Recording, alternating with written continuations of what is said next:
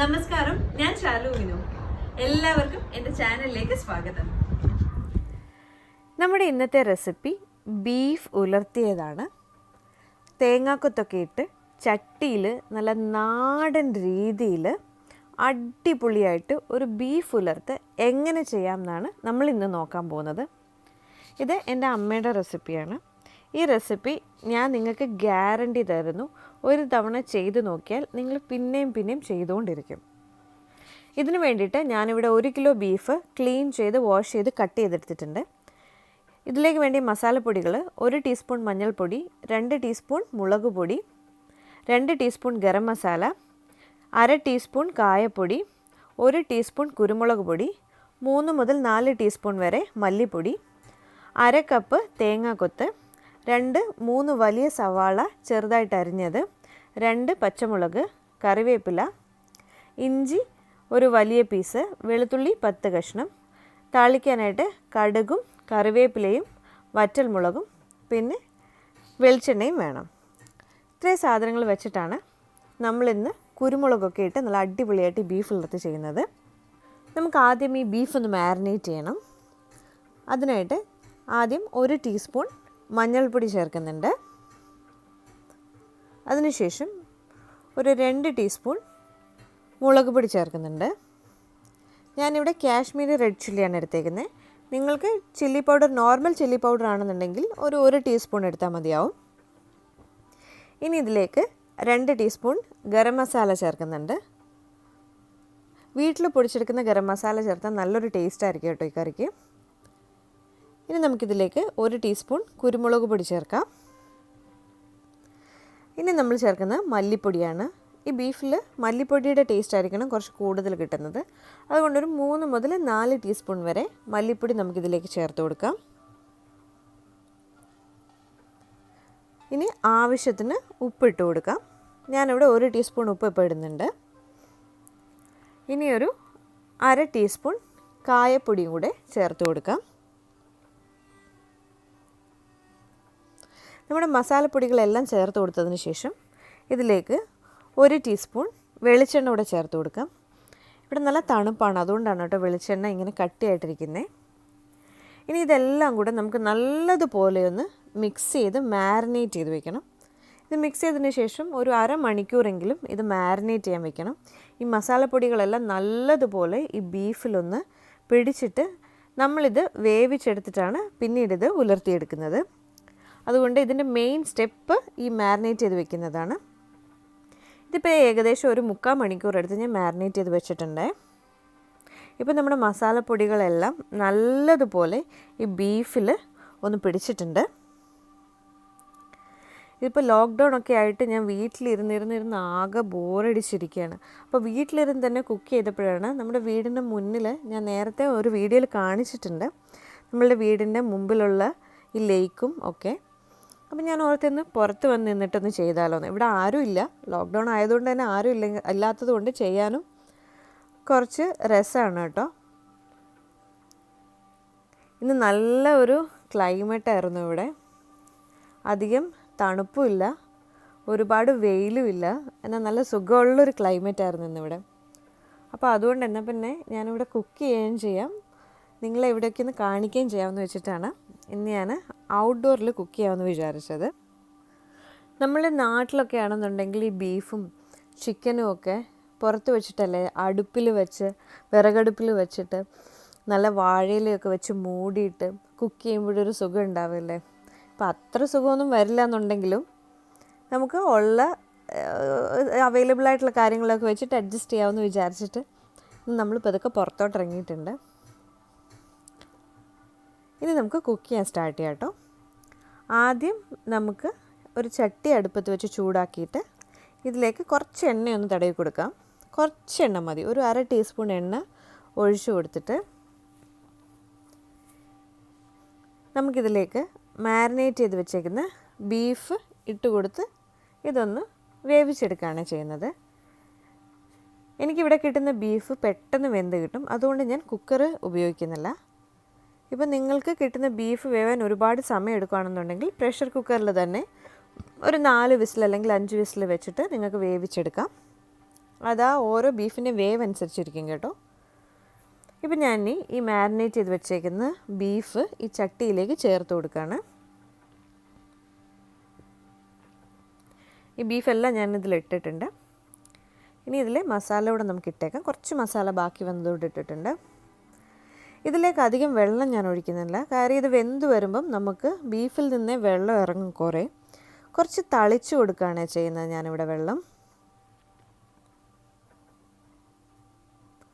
ഒരുപാട് നമ്മളിത് ഉലർത്തായതുകൊണ്ട് ഒരുപാട് വെള്ളമായി കഴിഞ്ഞാലും പിന്നെ അത് കുറേ നേരം ഇരുന്ന് വറ്റിച്ചെടുക്കണം. അപ്പോൾ അതുകൊണ്ട് നമുക്കിതൊന്ന് വെന്ത് കിട്ടാനുള്ള വെള്ളം കുറച്ചൊന്ന് തളിച്ചു കൊടുത്താൽ മതിയാവും. ഇനി നമുക്കിതെല്ലാം കൂടെ നല്ലതുപോലെ ഒന്ന് മിക്സ് ചെയ്യാം. നിങ്ങൾക്ക് കറിവേപ്പില വേണമെന്നുണ്ടെങ്കിൽ ഈ സമയത്ത് ഇട്ട് കൊടുക്കാം കേട്ടോ. കറിവേപ്പില ഈ ഉലർത്തിൽ എത്ര കൂടുന്നോ അത്ര ടേസ്റ്റ് ആയിരിക്കും. ഇനി നമുക്കിതൊന്ന് മൂടി വെച്ച് വേവിച്ചെടുക്കാം. ഇതൊന്ന് വെന്ത് വരാനായിട്ട് ഏകദേശം ഒരു അരമണിക്കൂർ അടുത്ത് വരും മൂടി വെച്ച് വേവിക്കുന്നതുകൊണ്ട്. ഇതിവിടെ വേകുകയും ചെയ്യും, കുറച്ച് പ്രകൃതി ഭംഗി ആസ്വദിക്കുകയും ചെയ്യാം ഇവിടെ ഇരുന്നിട്ട്. ഇവിടെ നിന്ന് കുക്ക് ചെയ്ത് കഴിഞ്ഞ സമയം പോകുന്നതേ അറിയില്ല. നമുക്കിത് വേവുന്ന സമയം കൊണ്ട് ഈ ഇഞ്ചിയും വെളുത്തുള്ളിയും ഒന്ന് ചതച്ചെടുക്കാം. ഞാൻ അതിനായിട്ട് ഇഞ്ചിയും വെളുത്തുള്ളിയും ഇടികല്ലിലേക്ക് ഇട്ട് കൊടുത്തിട്ടുണ്ട്. ഞാനിവിടെ ഇടികല്ലിലാണ് ചതച്ചെടുക്കുന്നത്. നിങ്ങൾക്ക് വേണമെങ്കിൽ മിക്സിയിൽ ഗ്രൈൻഡ് ചെയ്തെടുക്കുകയോ നല്ലതുപോലെ പേസ്റ്റ് മാതിരി അരച്ചെടുക്കുകയോ ചെയ്യാം.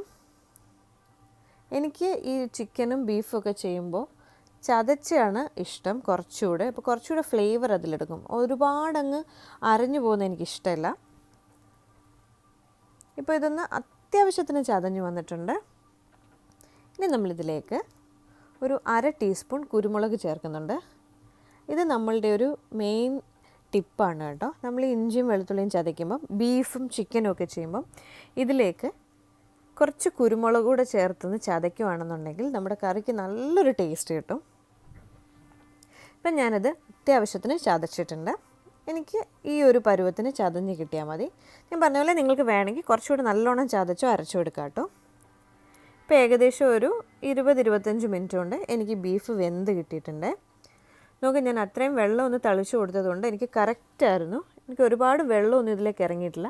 ബീഫിൽ നിന്ന് ആവശ്യത്തിനുള്ള വെള്ളം ഇറങ്ങിയിട്ടുണ്ട്. ഇപ്പോൾ ബീഫൊക്കെ ഒന്ന് വെന്ത് വന്നിട്ടുണ്ട്. ഈ മസാലയൊക്കെ നല്ലതുപോലെ ഈ ബീഫിലൊന്ന് പിടിച്ചിട്ടുണ്ട് കേട്ടോ. നമുക്കിനി ചട്ടിയിൽ നിന്ന് ഈ ബീഫ് ഒരു പാത്രത്തിലേക്ക് മാറ്റാം. കാര്യം ഞാൻ ഈ ചട്ടിയിൽ തന്നെയാണ് ഇനി ബീഫ് ഉലർത്തിയെടുക്കുന്നത്. നിങ്ങൾ വേറെ പാത്രത്തിലാണ് ചെയ്യുന്നതെന്നുണ്ടെങ്കിൽ ഇതിപ്പോൾ ഇതിൽ നിന്ന് മാറ്റേണ്ട ആവശ്യമില്ല.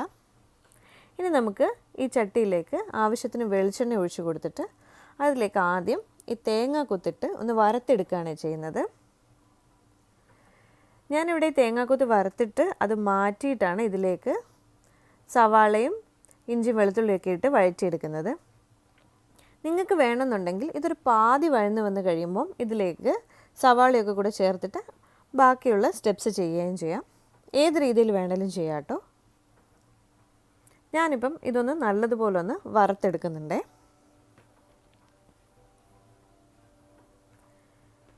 ഇതിപ്പം ഈ ഒരു പരുവത്തിൽ എനിക്ക് ഫ്രൈ ആയിട്ട് കിട്ടിയിട്ടുണ്ട്. ഇനി ഞാൻ ഈ തേങ്ങാക്കൊത്ത്, ഈ വറുത്ത തേങ്ങാക്കൊത്ത് ഈ എണ്ണയിൽ നിന്ന് മാറ്റി ഒരു പാത്രത്തിലേക്ക് വയ്ക്കുകയാണ്. ഇത് നമുക്കിനി ബീഫൊക്കെ ഇട്ടതിന് ശേഷം അതിലേക്ക് ചേർത്തിട്ട് ഇളക്കിയെടുക്കുകയാണ് ചെയ്യുന്നത്. ഇനി ബാക്കി വന്ന എണ്ണയിലേക്ക് നമുക്ക് ആദ്യം കടുക് ചേർത്ത് കൊടുക്കാം. ഇതാണ് കേട്ടോ എൻ്റെ അഞ്ചരപ്പെട്ടി. ഞാൻ ഈ ഐറ്റംസ് ഒക്കെയാണ് ഇതിലിട്ടേക്കുന്നത്. ഇത് ഞാൻ ഡീറ്റെയിൽഡായിട്ട് ഒരു ദിവസം എനിക്ക് കാണിച്ചു തരാം എന്തൊക്കെയാണ് എൻ്റെ കിച്ചണിലുള്ള സാധനങ്ങളെ. അപ്പോൾ ആദ്യം നമ്മൾ 1 ടീസ്പൂൺ കടുക് ഇട്ട് കൊടുത്തിട്ടുണ്ട്. ഇനി അതിലേക്ക് ഒരു 2 വറ്റൽ മുളക് കട്ട് ചെയ്തിട്ടിട്ട് ഇതൊന്ന് ഫ്രൈ ആയി വരുന്നത് വരെ നമുക്ക് വെയിറ്റ് ചെയ്യാം. ഈ കടുക് നല്ലതുപോലെ ഒന്ന് പൊട്ടിയതിന് ശേഷം മാത്രമേ നമ്മുടെ സവാളയൊക്കെ ഒന്ന് ഇടാൻ പാടുള്ളൂ. ഇല്ലാന്നുണ്ടെങ്കിൽ കടുക് കടിക്കും. ആ ഒരു ടേസ്റ്റ്, ഒരു ചെറിയ കയ്പുണ്ടാവും. കടുകൊക്കെ പൊട്ടി വന്നിട്ടുണ്ട്. ഇനി നമുക്കിതിലേക്ക് അരിഞ്ഞു വെച്ചിരിക്കുന്ന സവാളയും പച്ചമുളകും കറിവേപ്പിലയും ചേർത്ത് കൊടുക്കാം. ലോക്ക്ഡൗൺ സമയത്ത് നമുക്ക് കറിവേപ്പിലയൊക്കെ കിട്ടാൻ അത്യാവശ്യം നല്ല പാടാണ്. അതുകൊണ്ടാണ് ഞാനിതിൽ കുറച്ച് കറിവേപ്പില ചേർത്തേക്കുന്നത്. നിങ്ങൾ ഈ ഉലർത്തിൽ കറിവേപ്പില എത്ര ചേർത്ത് കൊടുക്കുന്നോ ആ ടേസ്റ്റ്, അതിൻ്റെ ടേസ്റ്റ് അതിനനുസരിച്ച് അത്ര കൂടിയുള്ളൂ കേട്ടോ. നമുക്കിനി ഇതിലേക്ക് ആവശ്യത്തിന് ഉപ്പ് കൂടെ ചേർത്ത് കൊടുത്തിട്ട് ഇത് നല്ലതുപോലെ ഒന്ന് വഴറ്റിയെടുക്കണം. ഒരു നല്ല ഗോൾഡൻ ബ്രൗൺ കളർ ആവുന്നത് വരെ നമുക്ക് ഈ സവാളയൊന്ന് വഴറ്റിയെടുക്കണേ. ഇതിപ്പം ഒരു 1/4 ഭാഗം വഴന്ന് വന്നിട്ടുണ്ട്. ഇനി നമുക്കിതിലേക്ക് ചതച്ച് വെച്ചിരിക്കുന്ന ഇഞ്ചിയും വെളുത്തുള്ളിയും കുരുമുളകും കൂടെ ഇട്ട് കൊടുക്കാം.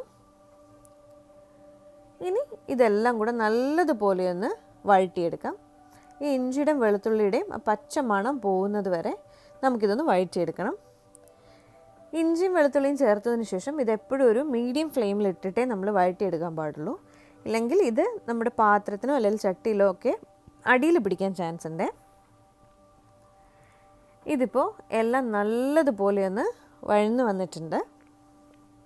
ഇഞ്ചിയുടെയും വെളുത്തുള്ളിയുടെയും ഒക്കെ പച്ച മണമൊക്കെ ഒന്ന് പോയിട്ടുണ്ട്. സവാളയും നല്ല ഒരു രീതിയിൽ വഴന്ന് വന്നിട്ടുണ്ട്, ഒരു ഗോൾഡൻ ബ്രൗൺ കളറായിട്ടുണ്ട്. ഇനി നമുക്കിതിലേക്ക് തയ്യാറാക്കി വെച്ചിരിക്കുന്ന ബീഫ് ചേർത്ത് കൊടുക്കാം. നമ്മൾ മാരിനേറ്റ് ചെയ്ത് വേവിച്ച് വെച്ചിരിക്കുന്ന ബീഫ് ഇതിലേക്ക് ചേർത്ത് കൊടുക്കാം. ആ ചട്ടിയിൽ നമ്മൾ ആദ്യം കുറച്ച് എണ്ണ തടവി കൊടുത്തില്ല, ആ എണ്ണ കേട്ടോ ഇത്. പിന്നെ ഇതിലധികം നെയ്യുള്ള ബീഫല്ല. ഇനി നമ്മൾ ചെയ്യുന്നത് ഇതെല്ലാം കൂടെ നല്ലതുപോലെ ഒന്ന് മിക്സ് ചെയ്ത് കൊടുക്കുകയാണ്. ഇതൊന്ന് മിക്സ് ചെയ്തിട്ട് നമുക്ക് നല്ലൊരു ബ്രൗൺ കളർ ആവുന്നത് വരെ ഇത് മീഡിയം ഫ്ലെയിമിലിട്ടിട്ട് വഴറ്റിയെടുക്കുകയാണ് ചെയ്യുന്നത്. നിങ്ങൾക്ക് വേണമെങ്കിൽ കുറച്ച് എണ്ണയും കൂടെ ഇടയ്ക്കിടയ്ക്ക് ഓരോ ടീസ്പൂൺ എണ്ണ വെച്ച് ഇടയ്ക്കൊന്ന് ഒഴിച്ചു കൊടുക്കാം. അതപ്പോൾ കുറച്ചുകൂടെ നല്ലതുപോലൊരു ഫ്രൈ പോലെ ആയിട്ട് വരും. ഇനി നമുക്കിതിലേക്ക് ആദ്യമേ വറുത്ത് മാറ്റി വെച്ചിരിക്കുന്ന തേങ്ങാക്കൊത്ത് ചേർത്ത് കൊടുക്കാം. ഈ തേങ്ങാക്കൊത്ത് ഈ ഉലർത്തിൽ കടിക്കാൻ കിട്ടുന്ന വളരെ നല്ലൊരു ടേസ്റ്റാണ് കേട്ടോ. ഇനി ഈ ബീഫും തേങ്ങാക്കൊത്തും വഴറ്റിയ സവാളയെല്ലാം കൂടെ നമുക്ക് നല്ലതുപോലെ ഒന്നുകൂടെ ഒന്ന് മിക്സ് ചെയ്ത് കൊടുക്കാം. ഇപ്പം തന്നെ ശരിക്കും ബീഫിൻ്റെ നല്ലൊരു മണം വരുന്നുണ്ട്. നല്ല ബീഫ് ഉലർത്തിൻ്റെ മണം ഓൾറെഡി വന്നു കഴിഞ്ഞു. ശരിക്കും ഇതിൽ കൂടുതലും ഞാൻ കുരുമുളക് ഇട്ടാണ് വരട്ടുന്നത്. ഇതിൻ്റെ എരിവ് കൂടുതലും ഞാൻ കുരുമുളകാണ് ഇട്ടേക്കുന്നത്. മുളക് പൊടിയേക്കാളും കൂടുതൽ കുരുമുളക് ഇട്ട് വരട്ടി കഴിഞ്ഞാൽ നല്ലൊരു ടേസ്റ്റ് ആയിരിക്കും നമ്മുടെ ബീഫിന്. ഇതിന് നമുക്ക് ഇളക്കി കൊടുത്തുകൊണ്ടിരിക്കാം. ഇതിപ്പോൾ ഒരു 3-4 മിനിറ്റ് ആയിട്ടുണ്ട്. ഇനിയൊരു ചട്ടുകം വെച്ചിട്ട് ഇളക്കാം. ഇതിപ്പോൾ കുറേ ബീഫ് ഉള്ളത് കൊണ്ട് ഞാൻ ആദ്യം സ്പൂൺ വെച്ചിട്ടായിരുന്നു ഇളക്കിയിട്ടുണ്ടായിരുന്നത്. അത് ശരിക്ക് കറക്റ്റായിട്ട് ഇതിൻ്റെ അടിയിൽ നിന്നും ഇളകി കിട്ടില്ല.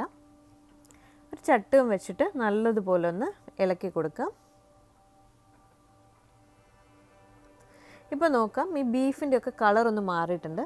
നമ്മൾ ആദ്യം ഇതിട്ടപ്പോൾ ഇതൊരു റെഡ് കളറായിരുന്നു, ഇതൊരു ബ്രൗൺ കളറായിട്ട് വന്നിട്ടുണ്ട് ആ റെഡ് കളറിൽ നിന്ന്. ഇനി 1 ടീസ്പൂൺ കുരുമുളക് പൊടിയും കൂടെ ചേർത്ത് കൊടുക്കാം. നിങ്ങൾക്ക് കുറച്ചുകൂടെ എരിവ് വേണമെന്നുണ്ടെങ്കിൽ 2-3 ടീസ്പൂൺ കുരുമുളക് പൊടി ചേർത്ത് കൊടുക്കാം കേട്ടോ. ആ കുരുമുളക് പൊടിയുടെ എരിവ് നല്ലൊരു ടേസ്റ്റാണ്. ഇനി ഇതെല്ലാം കൂടെ നമുക്ക് നല്ലതുപോലെ ഒന്നുകൂടെ ഒന്ന് മിക്സ് ചെയ്ത് വഴറ്റിയെടുക്കാം. ഇപ്പോൾ നമ്മുടെ ബീഫ് ഉലർത്തിയത് ഏകദേശം റെഡിയായി കഴിഞ്ഞു. നല്ല അടിപൊളിയൊരു മണമാണ് ഈ വീട് മുഴുവൻ. ഈ ഒരു മണം വെച്ച് നമുക്ക് നല്ലതുപോലെ ചോറ് കഴിക്കാൻ പറ്റും. ഇപ്പോൾ ഇതെല്ലാം നല്ലതുപോലെ ഒന്ന് മിക്സ് ആയിട്ടുണ്ട്. ഈ മസാലയും ബീഫും ഒക്കെ അടിപൊളിയായിട്ട് മിക്സായി വന്നിട്ടുണ്ട്. ഇനി നമുക്കിതൊന്ന് ടെസ്റ്റ് ചെയ്ത് നോക്കാം. ഇത് ഓൾമോസ്റ്റ് ആയിട്ടുണ്ട്. ഇനി ഒരു 2 മിനിറ്റ് കൂടെ വെച്ച് നമുക്കൊന്ന് ഇളക്കാം. ഇപ്പോൾ 2 മിനിറ്റ് ആയിട്ടുണ്ട്. നിങ്ങൾക്കിതിൻ്റെ അളവ് കണ്ടാലേ മനസ്സിലാവുമായിരിക്കും, ഇതിൽ നിന്നൊരു ഇത്തിരി കുറഞ്ഞിട്ടുണ്ട്. കാര്യം ഇതിൻ്റെ ടേസ്റ്റ് കൊണ്ട് ഞാൻ ഇടയ്ക്ക് ഇത്തിരി എടുത്ത് കഴിച്ചു കേട്ടോ. എന്നെ കൺട്രോൾ ചെയ്യാൻ പറ്റില്ല. ബീഫ് കണ്ടാൽ അങ്ങനെയൊക്കെയാണ് നമ്മുടെ അവസ്ഥ. അപ്പോൾ നമ്മുടെ ബീഫ് തയ്യാറായി കഴിഞ്ഞു. നല്ലതുപോലെ നമ്മൾ ഈ ബീഫ് ഒന്ന് ഉലർത്തിയെടുത്തിട്ടുണ്ട്. ഈ ബ്രൗൺ കളറിൽ നമുക്ക് ഈ ബീഫ് കിട്ടണം. നമ്മുടെ അടിപൊളി നാടൻ ബീഫ് ഉലർത്തിയത് ചട്ടിയിൽ റെഡി ആയിട്ടിരിപ്പുണ്ട്. ഇനി ചോറോ ചപ്പാത്തിയോ പൊറോട്ടയോ അപ്പമോ നിങ്ങൾക്കിഷ്ടമുള്ള എന്താണെന്ന് വെച്ചാൽ ഒരു സൈഡ് എടുത്തിട്ട് നമ്മൾ കഴിക്കുകയാണ് ചെയ്യുന്നത്. ഈ ബീഫൊക്കെ ഉള്ളപ്പം ബീഫല്ല ഇതിൻ്റെ, ബീഫ് നമ്മൾ സൈഡ് ഡിഷായിട്ട് എടുക്കാറില്ല. കൂടെയുള്ള ചോറും ചപ്പാത്തിയൊക്കെയാണ് സൈഡ് ഡിഷ്, ബീഫാണ് നമ്മൾ മെയിൻ ഡിഷായിട്ട് കഴിക്കുക. അത്ര ടേസ്റ്റി ആയിരിക്കും ഇത്. അപ്പോൾ ഇതെല്ലാവരും ഒന്ന് എന്തായാലും ട്രൈ ചെയ്ത് നോക്കുക. ഇഷ്ടമാകുകയാണെന്നുണ്ടെങ്കിൽ എൻ്റെ ചാനലൊന്ന് സബ്സ്ക്രൈബ് ചെയ്യണം. കുറച്ചുകൂടെ കൂടുതൽ റെസിപ്പീസ് കിട്ടും നിങ്ങൾക്ക് കേട്ടോ.